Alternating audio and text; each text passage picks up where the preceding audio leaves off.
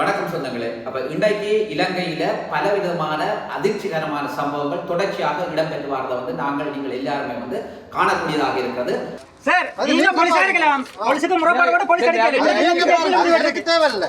நீங்க பலண்ட தீனவன கண்ட போகல நில்லுங்க. ஏன் போடுறீங்க? சட்டம் பொது மக்களுக்கு ஒரு சட்டம். அப்படி இல்ல. இது ஒன்னு இறச்சி இது ஒன்னு கல்ல இறச்சி கல்லறே கமிஷன் நாங்க கடையில வாங்குறதுக்கு ஏன் தெரியும்? நான் பெர்மிஷன் கொடுக்கணும் உங்களுக்கு. இல்ல கண்ணு. அதுல ஒரு அங்கமாகத்தான் இன்றைக்கு அனுரகுமார் திசாநாயக்க அவர்கள் தலைமையிலான இந்த அரசாங்கம் ஊழலை ஒழிக்கின்ற சம்பவத்தில் மிக தீவிரமாக ஈடுபட்டு வருகிறது. அண்மையில் காலங்களில் ஜனாதிபதி அவர்கள் இந்த தேசத்தை பொருட்படுத்த பிறகு அவருடைய இந்த நடவடிக்கை, குறிப்பாக இந்த ஊழலை ஒழிக்கிற நடவடிக்கை வேகமாக இடம்பெற்று வந்தது. ஆனால் அதுல தற்போது ஒரு மந்தகதியிலான நிலைமை இருக்கிறதா காணக்கூடியதாக இருக்கிறது. சரி, இது ஒரு விஷயமாக இருந்தாலும் இன்றைக்கு சட்டத்தை நடைமுறைப்படுத்த வேண்டிய போலீசார் பல தவறுகளை இழைக்கிற சம்பவத்தை நிச்சயமாக காணக்கூடியதாக இருக்கிறது. நடந்து போலீசார்கள் இருக்கிற இவர் இன்றைக்கு இந்த இறைச்சியோட பிடிப்பட்டவர் ஒரு நீதிமன்றத்தில் வழக்கு கொண்டு வர்றார். அப்போ அவருக்கு அந்த இறைச்சி கொடுத்து கோட் சாயம். அப்போ அவர் என்னென்னு சொன்னால் அவருக்கு கொண்டு ஒரு சந்தேகம், நெடுந்தீவிலிருந்து நைனாதிக்கு மாடு கடத்தின சந்தேக நபர் தான் அந்த பாசலை கொண்டு கொடுத்துருக்குறேன். அப்போ அதைத்தான் நாங்கள் தீவிரமாக அந்த தம்பி இவற்றை ஆடு காணாமல் போயிடுது. அப்போ இவற்றை ஆட்டை காணலன்னு சொல்லி நான் சொன்னால் உடனே போர்டில் ஏறிவாங்க. இப்போ நெடுந்தியை பொறுத்த மட்டும் நெடுந்திய போலீஸை நெடுந்தியில் வச்சு தான் நாங்கள் ஒன்றும் செய்யலாது.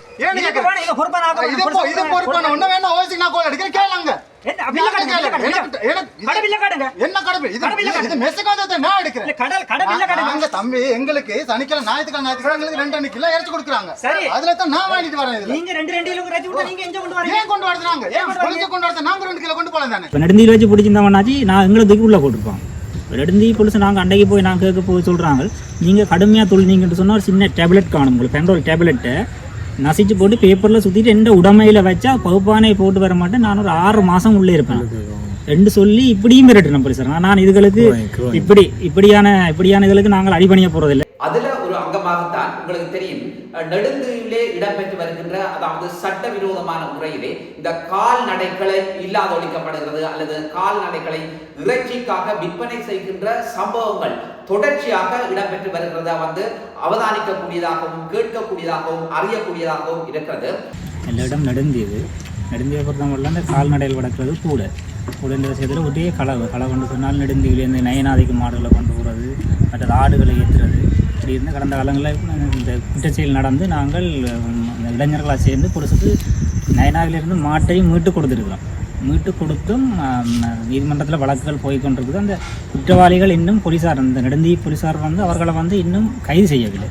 அங்கு இருக்கும் போலீஸார்கள் அங்கு குற்றமளிப்பவர்களை காப்பாற்றுகின்ற ஒரு செயற்பாட்டை மேற்கொண்டிருந்தார்கள் ஒழிய அங்கே குற்றவாளிகளை கண்டுபிடிப்பதற்கோ அல்லது அங்கே நடைபெறும் குற்றங்களை தடுப்பதற்கோ எந்த ஒரு நடவடிக்கையை மேற்கொள்ளவில்லை என்பது எங்களுடைய பொதுமக்கள் இங்கு குற்றஞ்சாட்டுகின்றார்கள். அந்த வகையில் தான் நேற்றைய தினம் நெடுந்தீவிலே இருக்கிற ஒரு போலீஸ் அதிகாரி, குறிப்பாக கோட்சாயன் என்று அழைக்கப்படுகின்ற ஒரு பொறுப்பு வாய்ந்த அல்லது இந்த சட்டத்தை நடைமுறைப்படுத்துகிற ஒரு போலீஸ் அதிகாரி சட்டவிரோதமான முறையில இறைச்சியை, அதாவது இந்த ஆட்டிறைச்சியை கொண்டு வர முற்பட்ட போது அல்லது கொண்டு வந்திருந்த போதுதான் குறிகட்டுவான் துறைமுகத்தில் தீவக சிவில் சமூகத்தினுடைய வேண்டுகோளுக்கு அமைவாக அவர்கள் போலீசாருக்கும் குறிப்பாக குறிகட்டுவான் துறைமுகத்திலே இருக்கின்ற நேவிக்கும் கடற்படையினருக்கும் வழங்கிய தகவலின் அடிப்படையில குறிகட்டுவான் துறைமுகத்தில் அவரை பரிசோதனைக்கு உட்படுத்திய போது இந்த இறைச்சி மாற்றிய சம்பவம் அல்லது இந்த இறைச்சியை அவர் கொண்டு வந்த சம்பவத்தை காணக்கூடியதாக அறியக்கூடியதாக இருக்கிறது.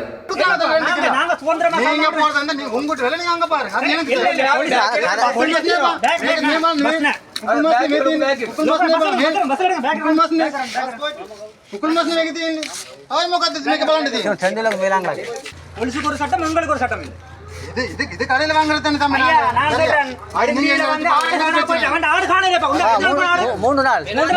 என்ன செய்றீங்க? எனக்கு பிரச்சனை. போலீஸ்ல முறைப்பாடு பண்ணா போலீஸ் முறைப்பாடு இருக்கு. போலீஸ் பண்ணா போலீஸ் இங்க புரியட் வாங்கி அடியில போலீஸ் ரெடி கொண்டு பாருங்க, கதை வேண்டாம். நீங்க தான் எல்லாம் செய்றீங்க. தீவகத்துல தொடர்ச்சியாக இந்த கால்நடைகள் கடத்துகின்ற சம்பவம் அல்லது கொலை செய்கின்ற சம்பவம் அல்லது கொள்ளைகள் தீவிரமாக அதிகரித்து வருகிற விஷயத்தை காணக்கூடியதாக இருக்கிறது. இருந்த போதிலும் நெடுந்தீவு நெடுந்தீவு பிரதேசத்துல வந்து இந்த அதாவது கால்நடைகள் கடத்தப்படுகின்ற இந்த சம்பவம் தொடர்ச்சியாக இடம்பெற்று வருவதாக கூட கூறப்பட அந்த பிரதேசத்தில் இருக்கிற வாழ் மக்களால் வந்து இந்த விஷயம் சொல்லப்பட்டு வருகிறது. நான் பல காலமாக மாடுகள் பிடிச்சி கொடுத்துக்கலாம் அவங்களுக்கு. அவங்க அந்த மாடுகளை பிடிச்சி அடிக்கல விதண்டைகளை போவைகளை புதுசாக கையை மையமாக பிடிச்சி கொடுத்துக்கலாம். பிடிச்சி கொடுத்தும் புதுசு வந்து கேஸை கொண்டு போய் போடுது உடமையில் இறைச்சியை வச்சுருந்துச்சு. அங்கே வந்து மாடு வந்து எல்லாரும் வாழ்வாதாரத்துக்கு வளர்க்குற மாடு வரும். பொது மாடு மற்ற கட்டாக்காளியாண்டு இல்லை, வீடுகளில் எல்லாரும் வளர்ப்பு மாடுகள்லாம் வச்சுக்கிறாங்க.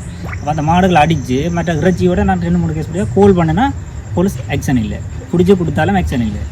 அடித்தா உடனே மாடு அடிக்கிறோம்னு சொல்லி போனால் இன்னொரு கோல் அவங்களுக்கு வருது. நாங்கள் கடந்த காலத்துல எல்லாம் பார்த்துருக்கிறோம், அனுபவப்பட்டிருக்கிறோம். அதுல என்ன நடக்குன்னு சொன்னா இந்த நெடுந்தீவுல வந்து கடத்தப்படுகின்ற அல்லது இந்த கால்நடைகளை கொன்று விட்டு அந்த இறைச்சி எங்க போகுதுன்னு சொன்னா நைனாதீவுக்கு கொண்டு போய் அங்க விற்பனை செய்யப்படுது. அப்ப இந்த சம்பவம் தொடர்பாக வந்து துறை சார்ந்த அதிகாரிகளுக்கு குறிப்பாக வந்து போலீசாருக்கு தெரியப்படுத்தியும் அசம்பந்த போக்க கடைபிடிச்சு வருவதாக கூட பாதிக்கப்பட்ட மக்கள் வந்து இந்த விஷயத்தை சொல்லி இருக்கிறோம். போலீஸுக்கு ஒரு சட்டம், பொதுமக்களுக்கு ஒரு சட்டம் இல்லை.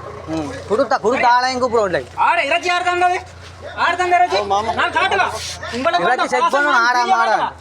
காட்டுவா. போஸ்ட் ஆஃபீஸ்ல உங்களுக்கு என்ன வந்தது? அவ்வளோ போலீஸாரையும் ட்ரான்ஸ்ஃபர் பண்ணணும். இந்த போலீஸ் தான் வந்து நாளைக்கு வழக்கு செய்ய போகுது.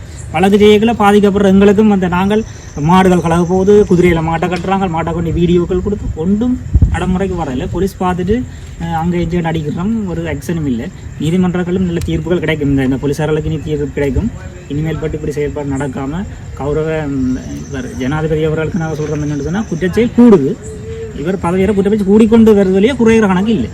நெடுந்தீவுல வந்து அண்மையில 2 ஆடுகளை வந்து காணையிலும் சொல்லி போலீசாருக்கு முறைப்பாடு செய்ய போகிற சம்பவத்துல வந்து போலீசார் அந்த விஷயத்தை அல்லது அந்த சம்பவத்தை கணக்குல எடுக்காத ஒரு நிலைமையும் அவர்களுடைய வாய்ஸ் ரெக்கார்ட் குரல் ஒலிப்பதிவு கூட கேட்கக்கூடியதாக இருந்திருக்கிறது. உங்களுக்கு சொல்றது விளங்குதா? சொல்ற விளங்குதோ? நாங்கடா இங்க வரோண்டு சண்டை நல்ல மட்டும் பார்த்தோம். நாளைக்கு நாங்கள் ஆட்டை கண்டு முரண்பட்டு சண்டை கண்டு அப்படி இது வந்தா அந்த கலைக்கிற தமிழ் உங்களுக்கு விளங்கலையா? நாளைக்கு யாருக்கிட்டையாவது ஆடு இருந்தா நான் இப்ப வச்சிருக்கேன்னா இந்த பேரை வந்து சொல்லுங்க. அப்ப நாங்கள் போட்டு விசாரிச்சு முறைப்பாடு எழுதி கோர்ட்ஸுக்கு விடுவோம். இல்லாட்டி இங்க விசாரிப்போம். சரிங்க. யாரு மேலேயும் சந்தேகம் இல்ல, ஒண்ணும் இல்ல. ஆடை காணனா எங்க வெத்தலையில மை போட்டு தான் கண்டுபிடிக்கணும். பூசாரி வகை அப்படி. சரியா? உங்களுக்கு சந்தேகம் இருந்தா வந்து அறிவுங்க. இப்ப சும்மா அப்படி எழுதி அது ஒன்றும் நடக்க போறது இல்ல. என்னன்னு சொல்லி சொன்னால் ஒரு சட்டத்தை நடைமுறைப்படுத்த வேண்டிய இந்த போலீசார் ஏன் இப்படி எல்லாம் செயல்படுகிறார்கள்? ஒன்று அவர்கள் சட்டவிரோதமான முறையில நடக்கிறார்களா, அல்லது இந்த சட்டத்தை எல்லாம் நடைமுறைப்படுத்துறதுல அவர்களுக்கு எந்த பிரச்சனை இருக்கிறது என்கின்ற கேள்வியும் நிச்சயமாக எழுந்திருக்கிறது. இவர்தான் அந்த ஆடு காணா போகணும்னு சொன்னவர். அப்போ அந்த ஆடு காணா போகணும்னு சொன்னால் எனக்கு அடித்தா போல நான் பக்கண்டு எங்களோட ஒரு பெரியவர்கள் அடித்து மற்ற பொங்குடுதியில் இவர்கள் இன்றைக்கு தான் நாங்கள் இந்த தொடர்பு கொண்டு பக்கண்டு பிடிக்க முடியும். நேற்று 3 நாள்லாம் இறைச்சி வந்தது. நாங்கள் போலீஸுக்கு தொடர்பு கொண்டு போலீஸோட செயற்படலாம். போகுது நாங்கள் திடீரென தொடர்பு கொண்டு இந்த இவரோட நாங்கள் தொடர்பு கொண்டு சிவில் சமூகம் தொடர்பு கொண்டு இன்றைக்கு தீவிரமாக பிடிச்சோம்னா இந்த புதிய ஜனாதிபதி பதவியேற்றுக்கின்றார் ரணில்குமார் திஸ்நாயக்கா.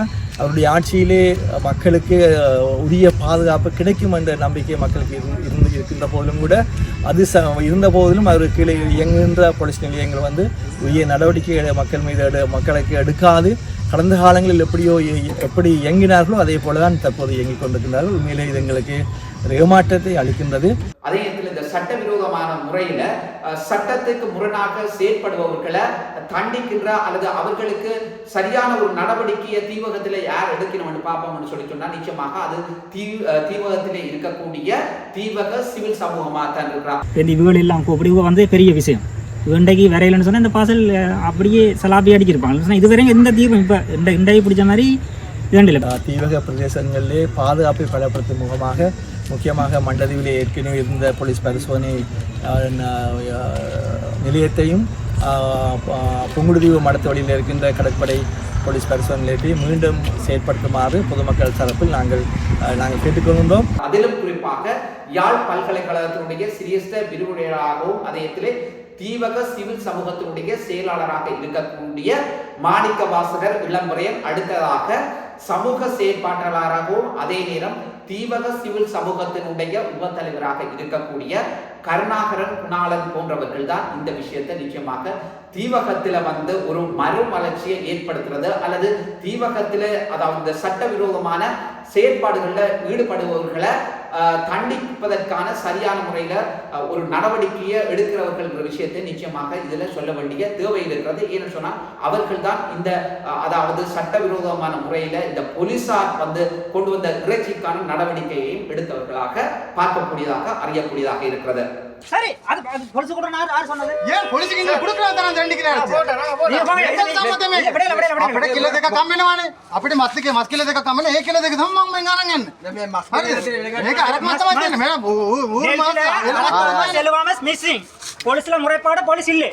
முறைப்பாடு மிஸ்ஸிங். போலீஸ்ல பாருங்க. யார் போலீஸ்ல பாருங்க. உண்மையிலே தீவகத்திலே தற்போது மண்டதீவு புங்குடுதீவு தடை போலீஸ் பரிசோதனை தடை முகாம்கள் எடுக்கப்பட்டதன் காரணமாக இங்கிருந்து பெருமளவு கால்நடைகள் முக்கியமாக உரிமையாளர்களால் வளர்க்கப்படுகின்ற கால்நடைகள் மற்றும் பச்சை மரங்கள் முக்கியமாக பனை மரங்கள் மணல்கள் வெள்ளை மணல் அனைத்தும் இன்று சர்வசாதாரணமாக பண்ணை வீதி ஊடாக யாழ் பெருநிலப்பரப்பு கொண்டு செல்லப்படுகிறது. உண்மையிலே இதனை தடுத்து நிறுத்துவதற்கு மிகுந்த சிரமத்தை நாங்கள் எதிர்க்கின்றோம். என்ற உருவாத்திரை போலீஸ் ஸ்டேஷன் ஒரு நீண்ட தூரத்திலே இருக்கின்ற காரணத்தால் குற்றங்கள் நடக்கின்ற போது அவர்களால் உடனடியாக வந்து அதனை கட்டுப்படுத்த முடியாது இருக்கின்றது. அந்த சட்டவிரோதமான முறையில் இந்த போலீஸ் சார்ஜன் அவர் வந்து ஒரு தமிழராக இருக்கிறார். அதே இடத்துல அவர் தான் இந்த இறைச்சியை கொண்டு வந்திருக்கிறார்.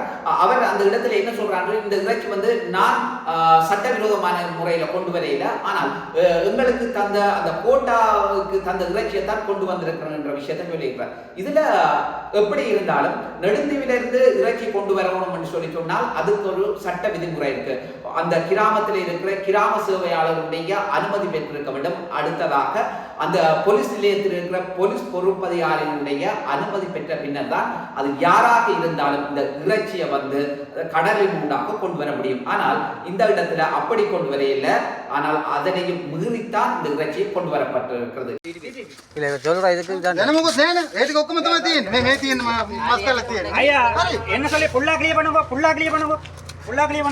இந்த விஷயம் தொடர்பாக ஊர்காவல்துறையினுடைய போலீஸ் அதிகாரியாக இருக்கக்கூடிய நிதாரண பத்ரனா அவர்கள் குறிகட்டுவான் துறைமுகத்துக்கு போய் இந்த விஷயத்தை வந்து நிச்சயமாக ஆராய்ந்து இந்த விசாரணைக்கு உட்படுத்தியிருக்கிறார். மேலதிக விசாரணை வந்து போலீசார் மேற்கொண்டு வரினம். எதுவாக இருப்பினும் அதாவது இந்த இறைச்சி வந்து சட்டவிரோதமான முறையில கொண்டு வரையில என்று சொல்றார். யார் சொல்றாருன்னு சொன்னா அந்த போலீஸ் அதிகாரி, போலீஸ் சார்ஜன் சொல்றார்.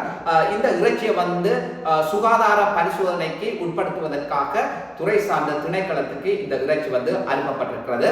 இன்று நெடுந்தீவிலே முக்கியமாக கடமையாற்றுகின்ற ஒரு போலீசாரினால் அந்த குறிக்கப்பட்ட ஆடினுடைய இறைச்சிகள் அடங்கிய பொதிகள் ஒன்று நெடுந்தீவுடைய பயணிக்கும் கப்பலிலே கொண்டு வரப்பட்டு புங்குடுதீவில் வைத்து நெடுந்தீவு உருவாத்துறை புங்குடுதீவு கடற்படை புலனாய்வுத்துறையினால் மறைக்கப்பட்டு சோதிக்கப்பட்ட போது அதுக்கிலே ஆட்டிறைச்சி மற்றும் தடை செய்யப்பட்ட சங்குகள் மற்றும் ஏனைய பொருட்கள் அனைவரும் இருந்து இளைஞர்கள் அதனுடைய உரிமையாளர்களுடைய முயற்சியின் காரணமாக மற்றும் எங்களுடைய சிவில் சமூக முயற்சியின் காரணமாக அவர் தடுத்து நிறுத்தப்பட்டு இந்த இடத்துக்கு உருவாத்துறை போலீஸ் பொறுப்பதிகாரி வரவழைக்கப்பட்டு நாங்கள் முறைப்பாடுகள் தெரிவிக்கப்பட்டு இப்போ அது சம்பந்தமான அந்த இறைச்சி சம்பந்தமான சந்தேகங்கள் நீக்கும் பொருட்டு புலனாய்வு ரசாயன பாய்ப்பாய்வு நடவடிக்கை மேற்கொள்வதற்காக எடுத்து செயல்படுகிறது.